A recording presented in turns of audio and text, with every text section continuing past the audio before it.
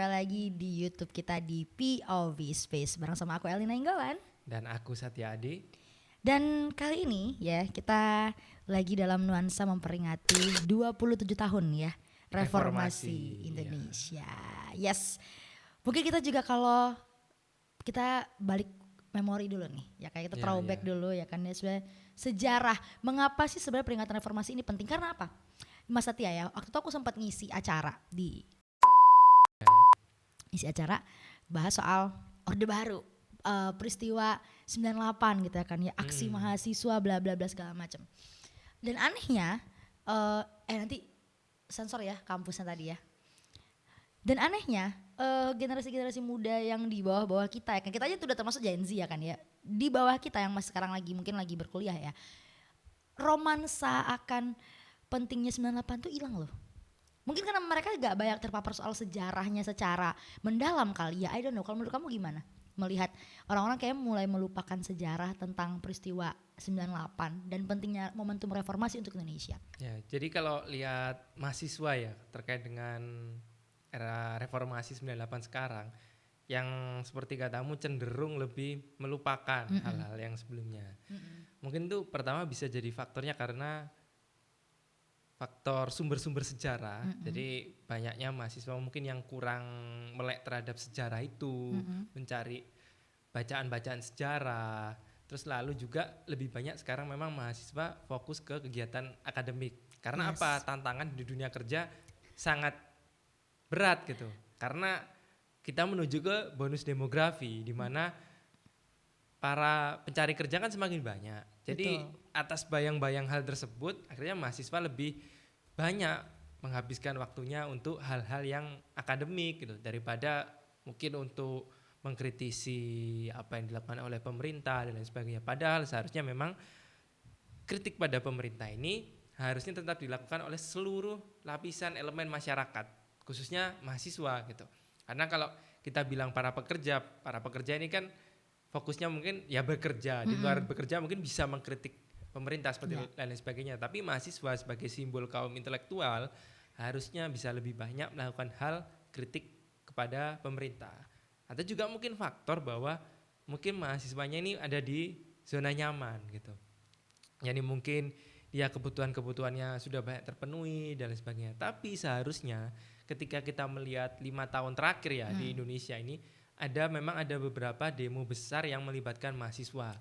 Ketika 2019 demo menolak revisi Undang-Undang KPK, itu kan juga masanya cukup besar serentak di seluruh Indonesia. Itu mungkin demo besar pertama pasca reformasi ya. Saat era reformasi yang meledak gitu lah istilahnya. Itu yang pertama kali, sampai saat kemarin tuh demo terkait dengan revisi Undang-Undang Pilkada yang juga menyeluruh di seluruh Indonesia gelap, ya dan kan? Juga kemarin Indonesia Gelap ya. Sebenarnya ini kan demo-demo yang memang organik dari semua lapisan masyarakat dan juga khususnya mahasiswa yang bergerak gitu. Jadi sebenarnya api perjuangannya mahasiswa ini masih ada gitu. Tinggal bagaimana para mahasiswa dan juga para pemuda ini untuk menjahit lagi lah dari kawan-kawan seperjuangannya agar pergerakannya itu lebih besar. Dan terus fokus mengawal kebijakan-kebijakan pemerintah gitu. Karena kembali lagi dulu yang mempersatukan ketika era reformasi itu adalah musuh bersama yang sama. Itu. Ya, yaitu ingin istilahnya bukan melawan ya, mengkritisi pemerintah, kebijakan-kebijakan pemerintah yang dirasa kurang baik. Di mana saat itu Presiden Soeharto sudah berkuasa lebih dari 30 tahun dan negara saat itu dalam kondisi tidak baik-baik saja, krisis ekonomi gitu. Dan tidak menutup kemungkinan juga ke depan kita bakal ada krisis ekonomi atau lain sebagainya dengan kondisi pemerintah kita yang seperti ini gitu. Betul. Tapi ada lagi, kalau dulu Presiden Soeharto ini kan berkuasa 30 tahun tidak dipilih langsung oleh masyarakat. Tapi saat ini presiden kita itu dipilih oleh 58% masyarakat yang mencoblos gitu. Jadi sebenarnya mayoritas masyarakat yang menggunakan hak pilihnya itu approve terhadap apa yang dilakukan pemerintah saat ini gitu. Dan tapi maka dari itu sih sebenarnya gini, kalau kita ngelihat momentum reformasi ya kan ya, reformasi ini kan membawa spirit demokrasi, Ya. ya kan, membawa spirit demokrasi, bagaimana rakyat masyarakat tuh harus lebih terlibat gitu ya kan ya, agar tidak terjadi yang namanya kekuasaan absolut gitu ya, Ya, mungkin betul. terjadi di pra reformasi dulu ya kan, di masa Orde Baru begitu dulu, Ya. di masa Presiden Soeharto. Tapi kalau kamu sendiri melihat 27 tahun loh, 27 tahun ini angka keramat loh, 27 tuh angka keramat loh ya kan ya, angka 27 tuh angka keramat. Dan kalau menurut kamu sendiri menilai setelah 27 tahun ini, apakah memang spirit reformasi itu masih menyala, masih hidup dan dilestarikan, atau bahkan ya sebenarnya kita mengalami kemunduran gitu. Kalau Nah, menurut kamu gimana? terkait semangat reformasi, ya ini kan sebenarnya cita-cita reformasi ini kan banyak dituangkan ketika amandemen Undang-Undang Dasar dan juga perubahan undang-undang yang masalah penghapusan difungsi TNI, di Undang-Undang Dasar bagaimana kita menghapus kewenangan MPR sebagai lembaga Yes. tertinggi, bagaimana presiden tuh akhirnya selanjutnya bisa dipilih langsung oleh masyarakat, pembatasan periode presiden gitu. Tapi pada nyatanya ketika 27 tahun sekarang banyak orang-orang yang menginginkan kita kembali ke Undang-Undang Dasar naskah asli gitu. Termasuk ada di manifesto Partai Gerindra yang menyatakan keinginan untuk kembali ke Undang-Undang Dasar. Dan juga kemarin ada forum Purnawirawan TNI, kan salah satunya juga poinnya ingin mengembalikan ke Undang-undang. Undang-Undang Dasar naskah asli. Kalau naskah asli berarti di sini MK tidak ada. Ya. Terus presiden jabatannya unlimited, tidak terbatas gitu. Terus pemilihan presiden semuanya kembali ke MPR sebagai lembaga tertinggi. Dan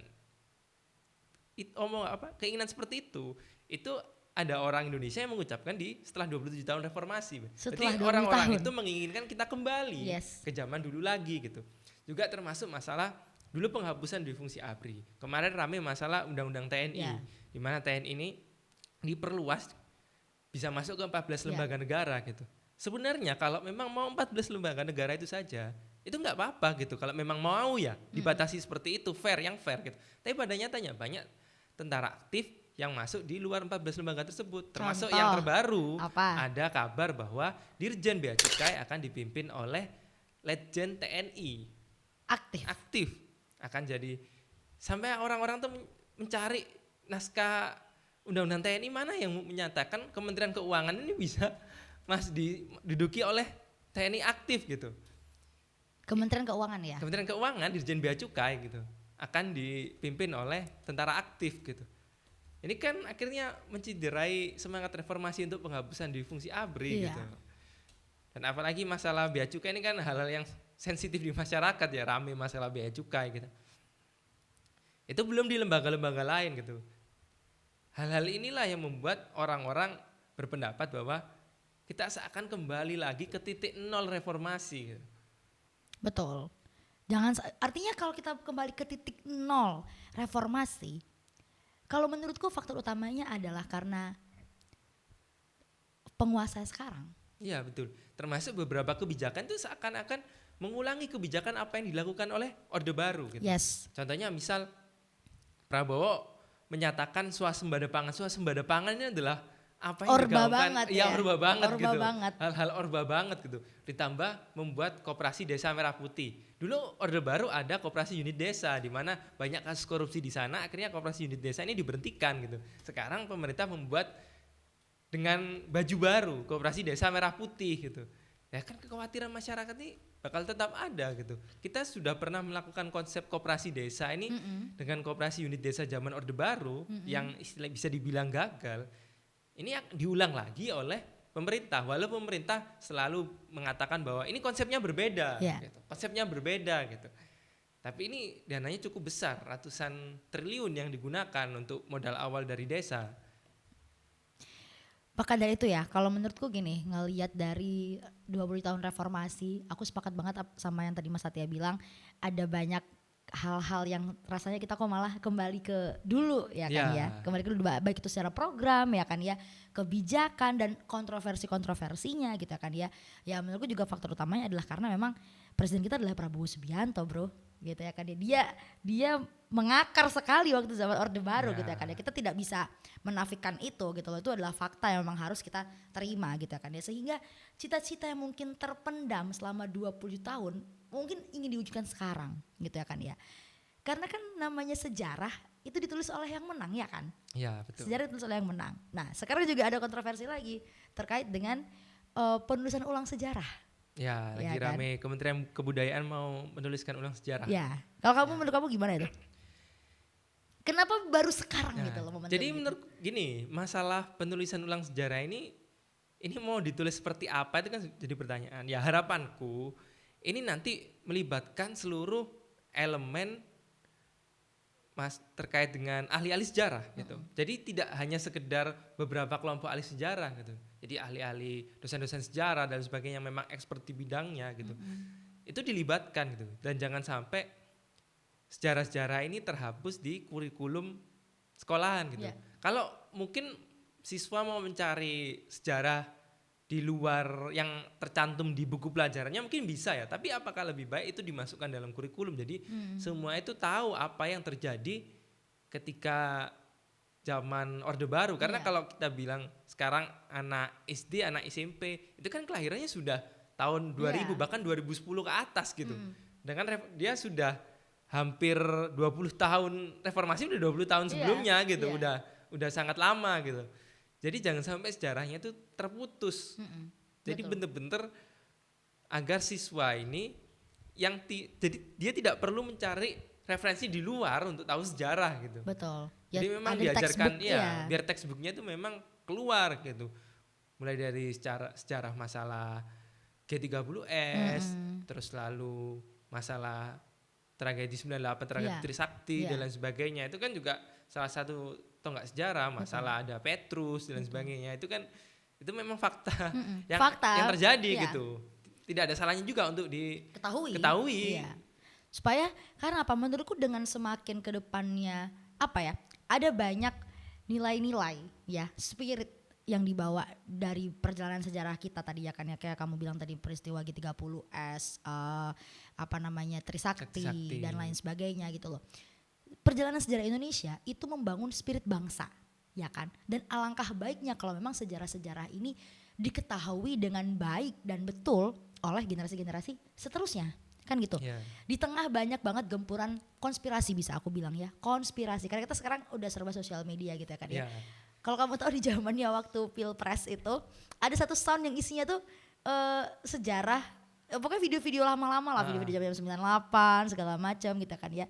Banyak orang belajar bilangnya gini, belajar sejarah udah agak lagi dari sekolah tapi dari TikTok gitu ya kan. Iya, di TikTok itu akun apa itu? Ada kan ya? Ada, aku lupa lagi akun apa itu. Pokoknya ada satu akun yang emang ada backsoundnya kan. Sound dia tuh dia selalu pakai sound identik itu banget terus. Iya, dia sound itu terus gak akan pernah ganti sound itu mulu. Nah, dalam arti itu adalah cara orang-orang sekarang belajar gitu ya kan ya. Tapi kan kebenarannya tidak bisa dipertanggungjawabkan gitu loh kan. Nah makanya harapan kita kalau memang ada will yang baik terkait dengan menuliskan ulang kembali sejarah, that's good. Kalau memang diluruskan secara lebih terang benderang, lebih jelas, lebih clear gitu ya kan. Kenapa sih kita dulu bilangnya 30-50 tahun kita dijajah Belanda gitu kan ya. Kalau mau diluruskan yang benar berapa lama, that's good gitu ya kan ya. Tapi jangan sampai penulisan ulang sejarah ini malah menghilangkan hal-hal yang penting. Katanya Dendles dulu bayar masyarakat Indonesia tapi dikorupsi katanya. Nah kan hal gitu kok diluruskan lah bagaimana sih yang benar. Kan negara ini sebagai otoritas yang berwenang untuk menuliskan sejarah itu gitu. Menurut versi pemerintah bagaimana gitu.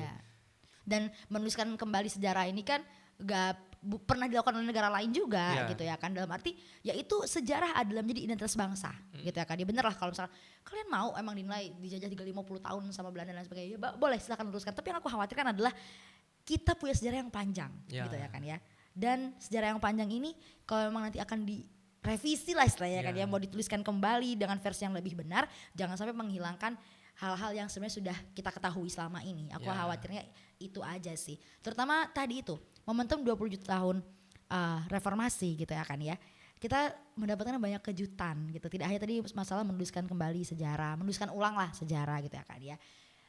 Di momentum reformasi kali ini pun juga tersiar banyak banget kabar, udah cukup belakangan ini akan rame, masalah ingin menjadikan Soeharto sebagai pahlawan nasional gitu. Menurut kamu gimana? Jadi ini semenjak mungkin akhir periodenya Pak Jokowi ya rame. Pertama dimulai dari yang kabar pencabutan TAP MPRS itu dan lain sebagainya, dan juga ada usulan dari Kementerian Sosial agar Soeharto ini jadi pahlawan nasional. Nah, ini yang perlu diketahui adalah Soeharto dulu pernah menjadi tersangka dugaan korupsi karena dia dianggap memperkaya dirinya sendiri dengan jabatannya. Tapi prosesnya itu berhenti karena Presiden Soeharto meninggal dunia saat itu. Tahun 2005 atau 2006 lah gitu. Akhirnya berhenti prosesnya itu gitu. Ya, bagaimana mungkin orang yang pernah ditetapkan sebagai tersangka ini menjadi pahlawan nasional. Walaupun syarat jadi pahlawan nasional itu tidak boleh dipidana, karena memang belum dipidana karena kan beliaunya udah meninggal gitu. Jadi kan pasti berhenti. Ini bagaimana mungkin orang yang pernah ditetapkan sebagai tersangka itu jadi pahlawan nasional gitu. Itu kan sangat mencoreng bangsa kita gitu. Iya, betul. Menjadi percontohan yang rasanya kurang tepat. Iya kan? Bukan untuk ditiru loh. Dan penetapan tersangka itu kan tidak asal-asalan gitu. Pasti ada itu kan aparat penegak hukum dan itu negara juga gitu yang menetapkan gitu. Jadi ya ditinjau kembali lah gitu. Jangan sampai pemberian ini tuh hanya bernuansa politis. Betul. Jadi untuk menyenangkan beberapa pihak atau mungkin karena presiden sekarang adalah mantunya Pak Soeharto gitu dan lain sebagainya. Janganlah untuk sebagai politis, maksudnya ya biarkan pemilihan kalau gelar pahlawan ini ya sesuai dengan kriteria yang ada gitu dan juga nilai kepatutan dan lain sebagainya. Nggak, jangan dipaksakan. Jangan dipaksakan. Gitu. Bener sih. Nah, kalau misalkan kita ngelihat lagi secara lebih mendalam ya kan ya, supaya kita tidak dinilai subjektif nih ya kan ya. Oke, ngomentarin 27 tahun reformasi, kalau menurut pendapat kita kan ada kemunduran gitu ya kan ya, ada kemunduran dan kekhawatiran mungkin gak sih kita akan kembali lagi karena ada banyak kejadian secara beruntun yang sepertinya membawa kita akan kembali ke masa lalu gitu ya kan ya. Tapi data-data juga menunjukkan teman-teman ya kan ya, dari Freedom House juga mencatat penurunan tajam loh soal kebebasan sipil, hak politik, yang mana indeks demokrasi Indonesia itu turun dari skor 62 di 2019 itu menjadi 57 pada 2024. Gitu loh. Ada penurunan skor di situ. Dan gak hanya soal indeks demokrasi aja, pun juga indeks kebebasan pers juga kita merosot loh. Dari yang awalnya di posisi 100 berapa gitu ya kan ya, sekarang menjadi posisi 127 dari 180 negara. Jadi udah indeks demokrasinya turun, indeks kebebasan pers juga turun gitu ya kan ya. Dan yang aku lihat, ini aku sepakat banget sama salah satu hasil penelitian laporan ya dari VIDEM Institute. Indonesia itu udah bukan lagi yang namanya demokrasi elektoral, tapi udah jadi otokrasi elektoral. Nah ini menarik gitu ya kan ya. Kita kalau dilihat generasi pemilih pemula kemarin itu kan turut merayakan pesta demokrasi 2024 kan, antusiasmenya tinggi bisa kita bilang ya kan ya. Tapi mungkin banyak yang gak sadar kalau sebenarnya terjadi yang namanya otokrasi elektoral gitu loh. Oke, kita benar pemilu gitu ya kan ya, tapi prosedur gitu ya kan ya, dan juga bahkan hasilnya gitu ya kan ya, itu adalah hasil dari proses yang tidak bebas gitu loh. Jadi dari yang awalnya demokrasi elektoral jadi otokrasi elektoral gitu kan. Oke, kita benar-benar pemilu, betul, yes kita pemilu gitu ya kan ya. Tapi hasil pemilu ini adalah hasil dari proses yang tidak bebas gitu loh. Tidak bebas. Tidak bebas ini ada pengaruh apa aja ya? Pengaruh kekuatan yang lagi berkuasa gitu ya kan ya. Ditambah lagi juga kuatnya money politik gitu loh. Seperti yang kemarin kita bahas di episode sebelumnya ya. Betul gitu loh. Nah, dalam arti ujung-ujungnya gitu ya kan ya, praktik-praktik seperti ini kan membuat hasil dari demokrasi, pesta politik pemilu gitu ya kan ya, gak ideal dong jatuhnya, sama halnya kayak yang kemarin kita bahas juga gitu ya kan, dan itu sangat berpengaruh bagaimana kita membawa bangsa kita ke depan gitu loh. Jadi 27 tahun reformasi nih ya kan ya, bahkan kalau dari Amnesty mereka berkata gini, 27 tahun reformasi Indonesia ini alami erosi kebebasan politik dan hak-hak sosial, erosi kebebasan politik loh gitu. Kalau menurutku sebenarnya paling utama bagaimana kita gak punya musuh bersama. Kalau 98 dulu musuh bersamanya jelas gitu ya, kayak kamu sebutkan tadi. Presiden ini tidak dipilih oleh masyarakat, dia menjabat lebih dari 30 tahun dengan memperkaya diri sendiri gitu ya kan ya. Dan krisis ekonomi terjadi di Indonesia gitu loh. Jadi otomatis kemarahan itu jelas gitu ya kan ya. Nah karena musuh bersamanya jelas sehingga kelompok-kelompok yang tidak berkuasa gitu kan ya akan mencoba merebut kekuasaan tersebut gitu ya kan ya. Nah masalahnya sekarang bro, rukun sepertinya. Bisa aku bilang kayak gitu. Rukun karena apa? Karena sibuk sama urusan masing-masing. Dalam arti parpol sekarang fokusnya sama kepentingan mereka masing-masing gitu, nggak ada musuh bersama lagi. Ditambah lagi nggak ada alasan untuk menuntut pemerintah karena ini adalah hasil pilihan rakyat kayak tadi kamu bilang gitu. Kan ini adalah hasil dari demokrasi gitu loh. Sehingga kalau menurut kamu apakah kita akan berputar di sini-sini aja? Atau sebenarnya ada jalan keluar sih untuk kita benar-benar mewujudkan yang namanya amanat dari reformasi gitu loh. Jadi ini sekalian aku nambahin yang tadi ya, salah satu masalah kenapa kita reformasi balik lagi itu salah satu faktor lagi masalah MK yang merupakan produk reformasi. Ini aku baru ingat ya. Jadi kenapa kok kita balik ke titik nol? MK yang merupakan sebuah produk reformasi itu kemarin mengecewakan kita lah gitu. Tahun 2023 kemarin. Oh ya 2002, yes 2023. Itu mengecewakan kita lah dan itu terbukti juga kan gitu. Sampai ketuanya mendapatkan pelanggaran etik gitu. Jadi kayak itu satu-satunya lembaga yang mungkin yang kita lihat ini harapan kita gitu. Ternyata ya tidak bisa mewujudkan keinginan kepentingan masyarakat dan alhamdulillah tapi di pilkada ini sudah memperbaiki citranya lah gitu. Nah, dan juga balik lagi tadi masalah apa tadi? Berbicara masalah kita bakal ada jalan sini keluarnya gak sih? Atau sebenarnya, kita akan round in circle gini aja? Jalan keluarnya tuh dari pemimpin kita sih harusnya paling mudah ya. Bagaimana political will-nya pemimpin kita bagaimana gitu. Kalau political will-nya pemimpinnya mau kembali ke Orde Baru memang tidak menjalankan amanat reformasi gitu. Ya akan tetap seperti itu. Kan kembali lagi ke keinginan pemimpin gitu. Betul. Tapi kalau dari segi masyarakat gitu. Sebenarnya masyarakat lama-kelamaan dia itu akan marah kalau kepentingannya itu terganggu. Nah, kepentingan apa yang paling mengganggu masyarakat? Pasti masalah ekonomi ke depannya. Yes, kepentingan perut. Karena tahun 98 juga yang bikin sampai meledak itu ya masalah ekonomi gitu. Dan kita tidak menutup kemungkinan ke depan ada krisis ekonomi atau tidak, kita juga tidak tahu dengan kemarin tren rupiah sempat melemah, merosot gitu, dan bagaimana kebijakan-kebijakan pemerintah saat ini yang cenderung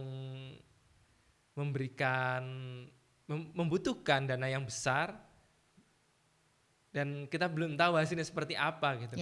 Kemarin ada program MBG yang sampai sekarang juga tidak transparan. Bagaimana banyak yang masih ada keracunan, ada yang di beberapa tempat berhenti dan sebagainya, kita tidak jelas lah. Dan sepertinya MBG juga sudah tidak jadi sebuah sorotan utama, udah geser waktu itu ke Danantara sekarang berproses, sekarang ke koperasi yang baru gitu. Jadi ini kebijakan-kebijakan yang membutuhkan banyak biaya gitu. Yang ditakutkan juga bisa mengganggu perekonomian Indonesia gitu. Dan kalau misal memang presidennya ini political will-nya tidak untuk melaksanakan cita-cita reformasi dan ingin kembali lagi ke Orde Baru, ya harus dari peran serta masyarakat, mau bagaimana lagi. Betul. Jadi masyarakat yang ingin mengawal kebijakan pemerintah, mengkritisi, harusnya juga dibebaskan, tidak boleh untuk dibungkam gitu. Karena memang salah satu ketakutan pemerintahan pasti membungkam para kritikusnya gitu, termasuk media-media. Betul. Nah, dalam arti ini supaya kesadaran masyarakat nih ya kan ya. Karena kita memahami deh, oke, kalau misalkan ternyata pemerintah ke depan ada arah, ada tendensi, indikasi menuju membawalah hal-hal yang ada di Orde Baru untuk diadain aja sekarang karena bagi mereka itu adalah hal yang baik gitu ya kan ya. Seperti kata kamu tadi, kuncinya adalah bagaimana peran masyarakat untuk menghalau ya kan, untuk menghalau, turut mengkontrol lah, jangan sampai terjadi hal-hal yang kita tidak inginkan seperti di masa lalu gitu ya kan ya. Untuk masyarakat bisa turut peran serta, kuncinya kan satu, mereka harus tahu dulu, punya kesadaran bahwa kalau kita balik ke 98 tuh nggak enak loh gitu. Kalau kita balik ke era seperti Orde Baru tuh nggak enak loh gitu. Kita udah enak sekarang seperti ini gitu kan. Artinya apa? Memang masyarakat harus lebih paham sama sejarah secara gamblang gitu kan, secara eksplisit gitu loh. Udah nggak perlu ada yang tutup-tutupin lagi gitu. Jadi kalau misalkan gak ada terjadi penetrasi nilai-nilai itu tadi ya kan ya, penetrasi akan sejarah pengetahuan tersebut ke masyarakat, ya mau pemerintah mau ngapain aja masyarakat akan bodo amat, apatis gitu ya kan ya. Bahkan ya karena tadi mikirin perut dia sendiri dulu, perut dia sendiri aja belum aman gitu kan ya, suruh boro-boro mikirin negara gitu kan. Padahal apa yang negara keluarkan kebijakannya itu mempengaruhi perut kita semua juga. Iya betul, itu secara langsung maupun tidak langsung gitu. Dan sebenarnya kalau kita lihat trennya dalam 1 tahun terakhir ya, gerakan masyarakat ini sangat berpengaruh loh terhadap Betul. kebijakan pemerintah. Kita lihat saat revisi undang-undang pilkada yang saat itu di mana usianya 30 tahun mau digeser 30 tahun saat pendaftaran bukan saat pilkada karena putusan Mahkamah Agung, itu kan rame ada gerakan. Kalau tidak ada gerakan masyarakat belum tentu itu dianulir loh. Yes. Bisa jadi klausul pasal itu masuk Ya. gitu. Akhirnya kan masyarakat mendemo di mana-mana membuat kondusivitas di Indonesia kurang. Akhirnya pemerintah mungkin ya daripada gaduh ya sudahlah, jangan seperti Betul. itu. Ya termasuk kemarin revisi undang-undang TNI mungkin kalau tidak ada rame-rame dari masyarakat itu bisa jadi naskahnya itu beda gitu. Ya mungkin yang awal banget kita mungkin nggak ya mungkin kan? lah, kita nggak perlu mendebatkan lah kalau kata Ya. pemerintah kan, kata Pak Prabowo kan tuh naskahnya ngarang-ngarang lah. Ya. Maksudnya aku nganggap bisa jadi naskahnya tidak sama seperti ini yang jadi yang tanda tangani Betul, gitu. betul. Jadi memang Tapi by the way udah keluar belum sih naskahnya? sudah. Ya? Jadi peran masyarakat itu dalam mengontrol itu memang sangat perlu dan terbukti efektif. Yes, itu. Melakukan gerakan-gerakan untuk menekan pemerintah. Gitu. Betul. Walaupun mungkin kadang-kadang orang mikirnya kayak ngapain sih kita kayak aksi-aksi 98 demo-demo sampai sekarang. Emang demo sengaruh itu? Kalau kita gak demo, yang akan jadi itu lebih buruk gitu loh. Ya. Untung-untung kita demo setidaknya kita ngasih pressure tadi ya kan ya, ngasih betul. tekanan gitu loh ke pemerintah untuk minimal mereka nggak memberikan yang terburuk gitu loh. Ya. Bayangin kalau misalkan nggak demo, ya yang terburuk tadi itu yang akan keluar dan disahkan gitu ya kan ya. Sengaja demo itu kan biar internasional juga tahu. Iya gitu. Biar didengar sama dunia internasional Indonesia juga. bilang kayak gini gitu. Pasti pemimpinnya malu lah gitu. Betul. Kayak masa pemimpin ketemu gini masa nggak tanya sih. Ya apa negaramu gitu kan. Wingi demo yo rame yo kan gitu. Kan pasti berkabar lah Ya, gitu ya ya. kan ya. Dan maka dari itu Dan sebenarnya juga masih pasti efektif. bisa mengganggu masalah investasi asing Yes. juga ke sini Ya, gitu. itu yang membuat efek dari gerakan kita tuh adalah di situ loh teman-teman. Yang mungkin teman-teman harus Ya, paham. termasuk kita melakukan ini sekarang, ini kan salah satu langkah kita memberikan edukasi kepada masyarakat, Yes. informasi pada masyarakat agar masyarakat ini bisa banyak tahu terkait berbagai hal dan juga bisa sadar lah terkait dengan apa yang saat ini terjadi gitu. Betul. Dan yang paling jelas adalah ini teman-teman.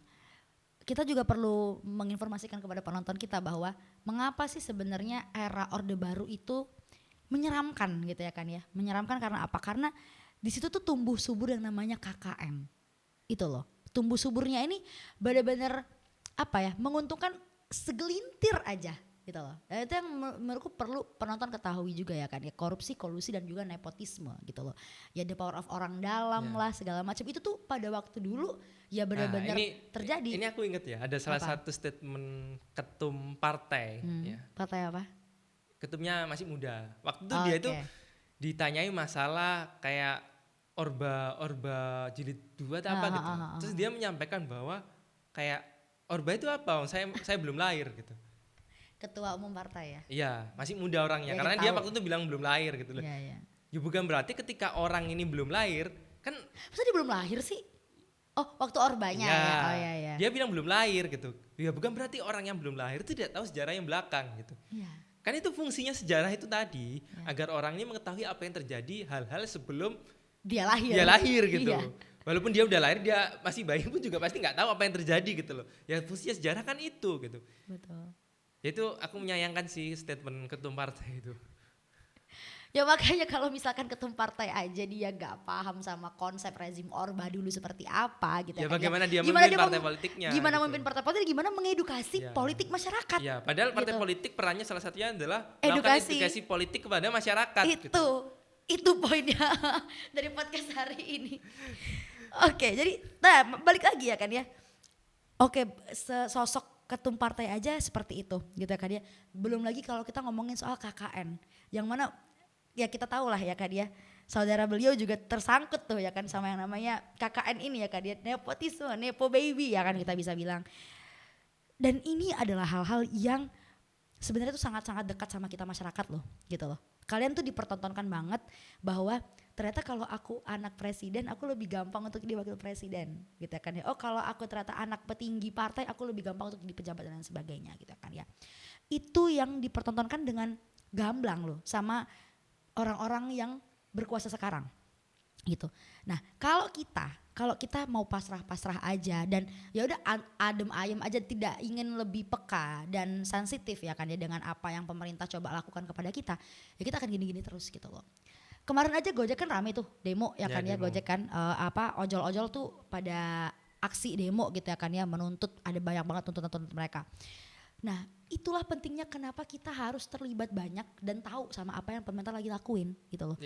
Tarif Gojek kita, tarif ojol kita itu tuh dipengaruhi sama kebijakan pemerintah loh. Iya, gitu betul. loh. Promo ojol kita tuh dipengaruhi sama kebijakan pemerintah. Karena operator sendiri menetapkan tarif itu kan juga mengikuti kosnya yang dia keluarkan. Yes, kosnya gitu. yang dia keluarkan misal dari pajak, operasional apa kan itu juga ngaruh dari kebijakan pemerintah juga. Betul.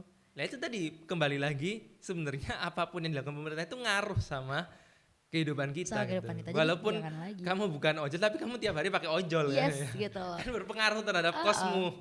Itu contoh kecil aja. Jadi harapannya spirit reformasi ini ya kan ya adalah spirit demokrasi, keterlibatan masyarakat gitu ya kan. Jadi harapannya kita semua merefleksikan keterlibatan kita sebagai masyarakat nih untuk negara kita adalah dengan bagaimana kita bisa berpartisipasi sebaik-baik mungkin ya kan, yang mengawal pemerintah gitu ya kan. Kalau kita tahu ini adalah hal yang melenceng dan tidak bijaksana, ya kita juga punya hak untuk bersuara kok betul. Gitu loh. Apalagi sekarang udah ada platform sosial media, kita bisa ngomong. Berbicara apapun ya. Yes. Terutama mungkin masyarakat berbicara mengkritisi di bidangnya masing-masing. Betul. Contoh teman-teman dokter ketika ada kebijakan dari Menteri Kesehatan. Ini Menteri Kesehatan kan banyak dapatkan kritikan ya dari kawan-kawan dokter gigi gitu.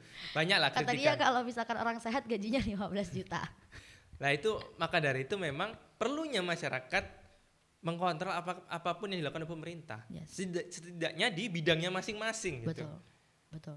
Sesuai ekspertisnya masing-masing. Jadi memang sesuai dengan keahliannya dia. Berbicara masalah dokter gigi yang katanya tukang gigi mau dinaikkan kualitasnya untuk bisa sama kayak dokter gigi dan sebagainya, itu kan hal-hal yang bisa disuarakan, termasuk teman-teman dokter yang masalah rame PPDS yang bullying dan sebagainya, ya itu kan salah satu bentuk kebijakan pemerintah bagaimana gitu. Betul. Ya harapannya memang seluruh lapisan masyarakat bisa mengkritisi hal yang dilakukan pemerintah dari apa yang dia lakuin, dari apa yang jadi bidangnya dia gitu. Betul. Jadi dengan seperti itu ya kita benar-benar merayakan hasil dari reformasi ini dengan kita bisa bebas mengutarakan apapun dengan argumentasi yang tepat gitu ya kan ya. Bukan ujaran kebencian, bukan gitu ya kan ya. Kita tetap pada titik argumentasi yang berbasis data gitu ya kan ya, berbasis pengalaman gitu loh. Kita bukan bertugas untuk mencecar pemerintah terus-menerus, enggak gitu ya kan, tapi bagaimana kita bisa berperan semaksimal mungkin untuk mengawal pemerintahan gitu gak sih? Betul. Itu kita rayakan spirit reformasi udah 27 tahun, ini adalah usia yang sudah dewasa ya, udah mau 30 gitu loh, udah mau 30 tahun, jangan sampai kita malah justru kembali mundur gitu ya kan ya. Di 2029 artinya kita udah berapa tahun? 30? Di 2029 32 tahun. Kita ada 32 tahun nanti ya. Reformasi kita udah umur 32 tahun. Pemilu lagi. Nah, itu udah di usia matang tuh gitu ya kan. Udah usia matang, harapannya nanti kita bisa mengingat bagaimana 5 tahun nanti pemerintah berjalan ke depan. Ini udah 6 bulan baru ya pemerintah. 6 bulan, ya. Baru berjalan 6 bulan. Nanti 5 tahun ke depan kita dapat hak lagi untuk mencoblos, itu adalah buah dari reformasi gitu ya kan ya. Gunakan dengan sebaik-baiknya. Gitu. Atau mungkin nyoblosnya sebelum 2029. Kok bisa? Ya nggak tahu ya. Kan bisa jadi kan? Bisa jadi. Kan kita nggak tahu ya. Mungkin nyoblosnya sebelum 2029. Kita nggak pernah tahu. Kita nggak pernah tahu. Tapi kalau POV kalian gimana? Boleh banget untuk komen di bawah ya. Sampai jumpa di episode selanjutnya ya. Ya. Oke, bye.